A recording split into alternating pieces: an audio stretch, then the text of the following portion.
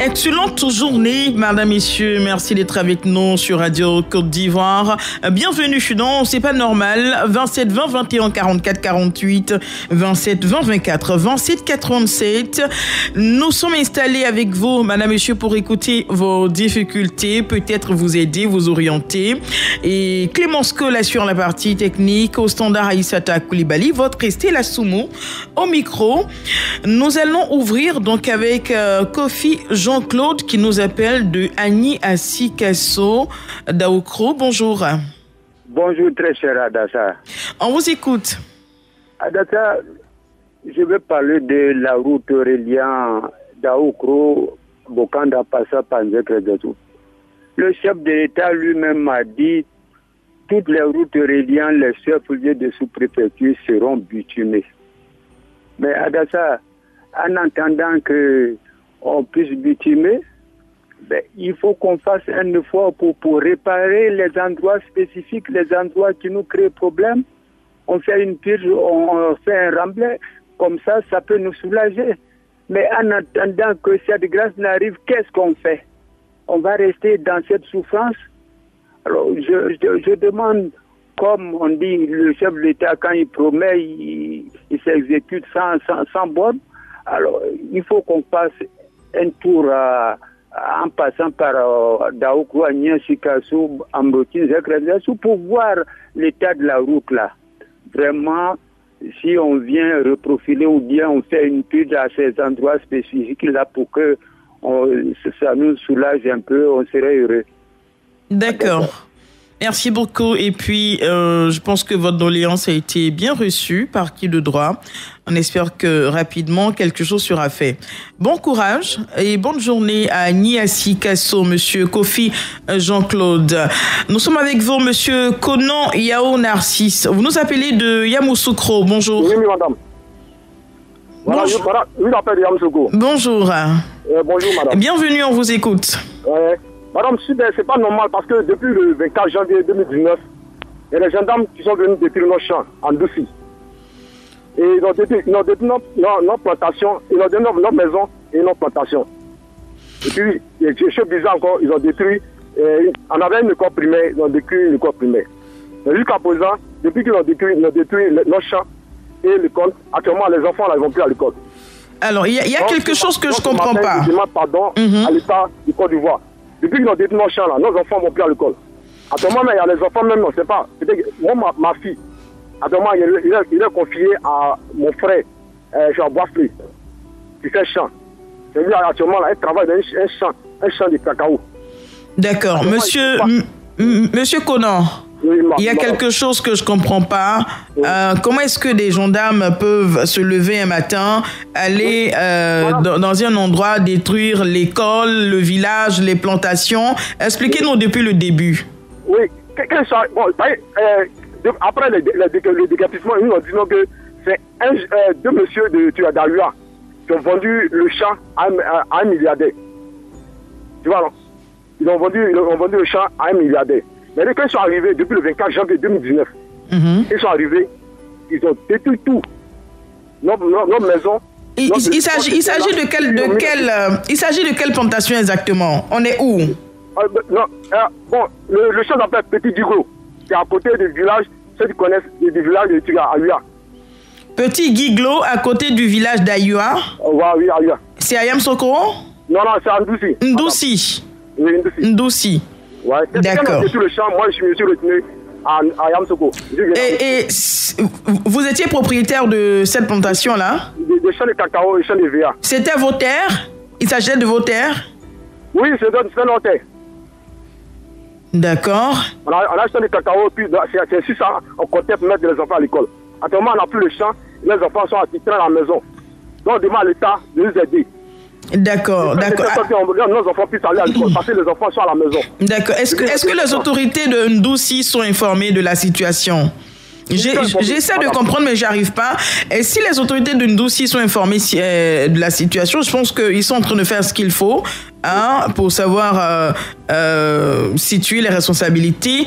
Et puis, si ce n'est pas le cas, essayez de vous mettre en association ou en groupe ou en groupement. Enfin, cherchez à aller vers eux pour leur faire part de la situation. Parce que détruire une école, des plantations, un village et tout, je pense que ça ne se fait pas comme ça. Il faut avoir certaines autorisations. Donc, s'ils ont pu le faire, certainement, ils avaient les autorisations pour le faire et on a dû vous prévenir avant de le faire. Non, madame, non, ils n'ont pas prévenu. Ils n'ont même pas prévenu. Ils sont arrivés matin comme ça, ils ont détruit. Ah bon? On n'est pas dans une forêt classée même. Pas dans une forêt classée. Moi, c'est dans une forêt classée, on pourrait comprendre. On n'est pas dans une forêt classée. Ils sont venus pour qu'on soit détruit tout. D'accord. Les élèves dehors. D'accord.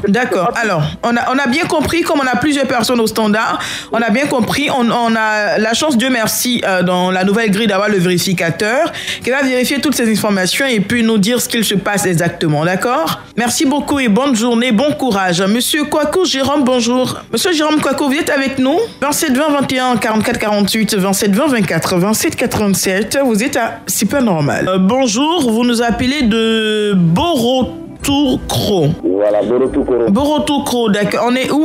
Oui, mais on est dans le département du Bafing. D'accord. On vous écoute, allez-y. Voilà, sinon je voudrais parler de la route de Danané-Zouaounien. D'accord.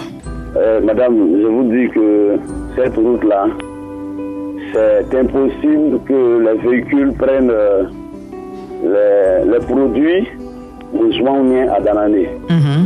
Mais la route est vraiment dégradée. Et il faut dire que tout le goudron est cassé, les véhicules à 4 roues ne peuvent pas prendre des produits. C'est les engins à 2 roues qui prennent des produits pour envoyer à Dananéville. Et c'est un peu dangereux, nous qui sommes trop proches du Libéria, parce que les parents, même d'autres, préfèrent envoyer les produits côté Libéria. Donc vraiment, je voudrais que l'État nous aide pour que les produits là puissent venir côté Mans. D'accord. Vraiment, c'est vraiment dégradé. D'accord. Votre préoccupation a été bien enregistrée, bien entendu. Merci à vous, Monsieur Kenan Antoine. Monsieur Zoumana Bamba, bonjour. Monsieur Bamba. Allô? Est-ce que vous nous entendez, Monsieur Zoumana Bamba? Oui, je vous entends très bien. D'accord, bonjour, vous êtes à Mans? Oui, je suis à Mans. D'accord, qu'est-ce qu'il se passe? Vous voulez parler de l'hôpital? Je voulais parler de l'hôpital. Je reviens encore là-dessus. C'est juste attirer l'attention de l'État de Côte d'Ivoire, surtout le ministère de la Santé. Au niveau du service de gynécologie à Mans, actuellement, on a un seul médecin. Ils étaient 2, l'autre est convalescent, il est à Abidjan pour aller se soigner. Celui qui est là aujourd'hui, il est seul pour la région du Démon, Tonki, Polon et du Bafing. C'est-à-dire tous ces endroits-là viennent converger à Mans. Et il est le seul, c'est un être humain, ce n'est pas une machine. Je demande au ministre de compléter ce monsieur-là, d'envoyer 2 ou 3 médecins pour qu'on puisse vraiment sauver la vie de la population de la commune de Mans. Parce qu'aujourd'hui, s'il y a un problème, tout le monde va tirer sur lui. Et pourtant, ce n'est pas sa vocation, il ne fait pas. Il est seul et on demande à l'État de Côte d'Ivoire de regarder au moins la région du Tonki. Merci. D'accord. Merci à vous, très cher. On espère que votre doléance a été entendue par le ministre de la Santé et qu'un deuxième gynécologue sera affecté donc dans cet hôpital à Mans. Bonne journée. Nous sommes à Béoumi avec vous au cas Roméo. Bonjour. Oui, bonjour maman Adassa. Qu'est-ce qu'il se passe avec la CIE? Oui, madame, au fait, c'est pas normal. Actuellement, nous avons un problème de l'éclairage public. Nous t'en vers quelque chose de 3 mois. On parle de Béoumi-Ville? Oui, nous sommes dans un village. Et comment on appelle le village? C'est Goli Pangbassou. D'accord. Oui, Goli Pangbassou, dans la sous-préfecture de Bodokro. D'accord. Actuellement, où je vous appelle, les lampadaires sont allumés. De 8h jusqu'à 16h. On n'a pas d'éclairage public, on n'a pas l'éclairage la nuit. Ah bon? Nos enfants n'arrivent même pas à étudier, maman. C'est pas normal. Ah, en fait, c'est le contraire qui se produit. L'éclairage public marche en journée Oui, oui. Et puis la nuit, la nuit, ça éteint. Oui, madame. Oh là là. D'accord. Alors, mais je veux dire, c'est très simple au cas Roméo. Est-ce que vous êtes allé, vous êtes à Bordeaux, enfin, dans les alentours de Bordeaux-Cros, donc vous n'êtes pas très loin de la grande ville. Oui, Est-ce que vous êtes allé donner l'information à la CIE pour dire voici le souci qu'on a? Oui, oui. Et madame, actuellement, nous dépendons de la CIE de Béoumi. D'accord. Donc, quand ils viennent faire les prélèvements, on les informe. Ah, donc ils ont l'information. Oui. La CIE de Béoumi a l'information. La CIE de Béoumi a informé que l'éclairage public à Golik-Pangbassou marche en journée et la nuit, le village est dans le noir. Oui, et madame. depuis combien de temps vous les avez informés? Oui, ça fait plus de 2 à 3 mois. D'accord. Et ce même problème persiste. Et ils n'ont pas encore réagi? Il n'y a même pas de réaction, madame. Donc, j'interpelle au moins sur le ministre de l'Énergie afin qu'il prenne au moins compte de ces problèmes. D'accord. Vraiment, c'est pas normal. Nos enfants souffrent, ils n'arrivent même pas à étudier. Bien sûr, bien sûr. Oui, vraiment, bien sûr. C'est un grand souci pour la population ici. C'est bien reçu. Donc, à l'attention de la compagnie ivoirienne d'électricité pour le bureau de Béoumi, merci de bien vouloir réagir par rapport à Golik-Pangbassou. Clémence Cole, merci, voilà. Merci de bien vouloir réagir par rapport à Golik-Pangbassou et puis revoir le fonctionnement de l'éclairage public qui marche en journée et la nuit, le village est plongé dans le noir. Je pense que c'est peut-être une défaillance technique qui peut se régler rapidement. Pensez à nos populations, s'il vous plaît. Nous sommes avec vous, monsieur Isiaka Kabori. Bonjour. Bonjour, madame. Vous êtes à Diego-Nefla? Oui, Diego-Nefla, c'est bien ça. Très bien, on vous écoute. Ok. Je veux parler des dos d'âne. Il y a plusieurs fois que j'ai demandé aux autorités compétentes de nous aider pour mettre des dos d'âne à la rentrée sur la voie principale à Diego-Nefla jusqu'à la sortie. Puisqu'il y a beaucoup d'accidents. D'accidents de moto, surtout. Voilà, nous voulons des dos d'âne pour un peu atténuer les accidents. D'accord. Voilà. D'accord. Doléance bien entendue, je suis bien enregistré. On espère que ça va se faire rapidement pour qu'on puisse diminuer le taux d'accidents dans la zone. Monsieur Mathieu Guéhi, bonjour. Monsieur Mathieu Guéhi. Oui. Vous êtes en direct, bonjour. Allô? Est-ce que vous nous entendez, monsieur Mathieu Guéhi? Oui, oui. Vous êtes en direct. Vous nous appelez d'Abobo, on vous écoute. Bon, la CNAM, je vais parler de la CNAM. La CNAM amène des gens sur le terrain pour dire aux femmes que venez, on va vous inscrire, puis on va vous donner de l'argent, 300, 400, 500 000 francs pour faire le commerce. Et puis après, vous remboursez. La CNAM. La CNAM. Ah bon? L'assurance maladie, là. Oui, la couverture maladie universelle, là, le programme, là, d'accord. Ce qui est étonnant est que c'est du faux, ils viennent faire peine de 500 francs à ces femmes-là, et puis on leur donne des tickets, des reçus. La CNAM. Elles se sont déjà inscrites.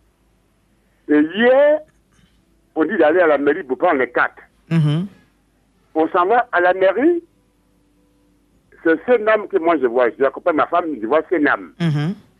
Ma femme donne le ticket à un monsieur qui donne la carte CNAM. Il dit OK. Mais cette carte CNAM-là, c'est pour la CNAM que vous avez dit aux femmes de venir, qu'on va leur donner de l'argent pour faire le commerce. Et puis après, avec la Banque Populaire, elles vont aller là-bas pour rembourser l'argent 1000 francs. C'est parce que vous avez dit aux femmes, en leur prenant 500. C'est pas normal que cela se passe comme ça. Il dit non, personne n'a dit ça. Et puis, dans le dos, ça va. Vous avez posé la question à l'agent CNAM, il vous a dit qu'ils n'ont jamais donné ce genre d'informations. Oui, l'agent CNAM qui m'a dit, bon, monsieur, quand vous voulez me poser des questions, venez ici, je vais vous écouter, comme l'autre, il est occupé. Il dit, OK, casse la l'antenne. Je m'en vais, je lui pose des questions, il dit, non, il n'a pas dit ça. Il dit, mais c'est pas ça. On n'a pas dit que c'était la CNAM, on a dit qu'il y a une structure qui va donner de l'argent aux femmes pour faire leur commerce de 500 000 francs, 400 000 francs. Et les femmes se sont inscrites, et vous avez plus 500 à des milliers de femmes là. Aujourd'hui, on dit que c'est l'assurance maladie, que vous dites que si elles sont malades, elles vont aller à l'hôpital, et puis après, le coût des médicaments va diminuer, mais c'est pas ce que les femmes, elles sont venues nous dire en tant que les maris. Ils me donnent d'eau, ils s'en vont.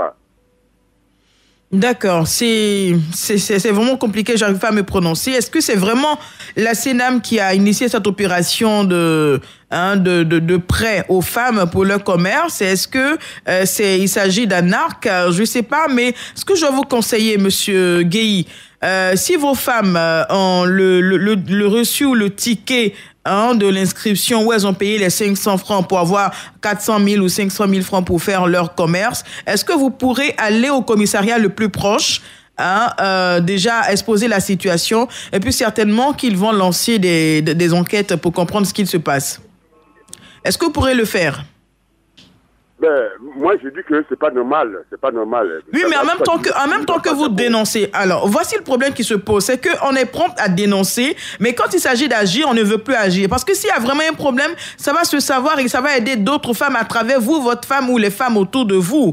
Donc, s'il y a vraiment un problème, s'il y a fraude quelque part, s'il y a un arc, elles ont des tickets, elles ont payé 500 francs auprès des agences CNAM, selon ce que vous dites, pour avoir des prêts de 400, de 500 000 francs. Et aujourd'hui, ces agents-là disent qu'ils ne savent ils n'en savent absolument rien, mais c'est l'occasion d'aller vers ces autorités-là pour dire ce qu'il se passe, et puis certainement qu'ils vont arrêter, sinon ces arnaqueurs-là seront un peu partout pour arnaquer ces pauvres dames. 500 francs, on vous donne. Et si c'est truc qui c'est vrai, certainement que c'est une opération qui va débuter bientôt, ou qui est en train d'être finalisée, je sais pas, mais déjà il faut chercher à dénoncer. Mais vous faites bien d'en parler, on espère que ça va attirer l'attention donc de la CNAM, et puis pour voir ce qui se passe vraiment dans cette affaire de faire enregistrer les femmes à 500 francs pour leur donner des prêts de 400 à 500 000 francs pour leur commerce. Merci beaucoup. Et puis, excellente journée, Monsieur Guéhi Mathieu. C'est ce qu'on pouvait vous dire, parce que quand une affaire n'est pas très claire, vous avez le commissariat le plus proche, vous pourrez vous plaindre, et puis on pourra donc lancer des enquêtes. Ils sont là pour ça, pour prendre soin de la population, Donc, si on leur fait confiance, je pense qu'ils feront correctement leur travail. Et puis, à l'attention de tous les responsables de la CNAM, mais voici l'information. Il paraît qu'il y a des agents qui enregistrent les femmes, les commerçantes dans les quartiers. On était précisément à Bobo. Elles se font enregistrer à 500 francs et on leur promet 400, 500 000 francs pour le commerce. Si l'information est avérée, merci de donner une suite claire à ces femmes. Et si ce n'est pas le cas, merci également de prendre des mesures. C'est pas normal pour aujourd'hui.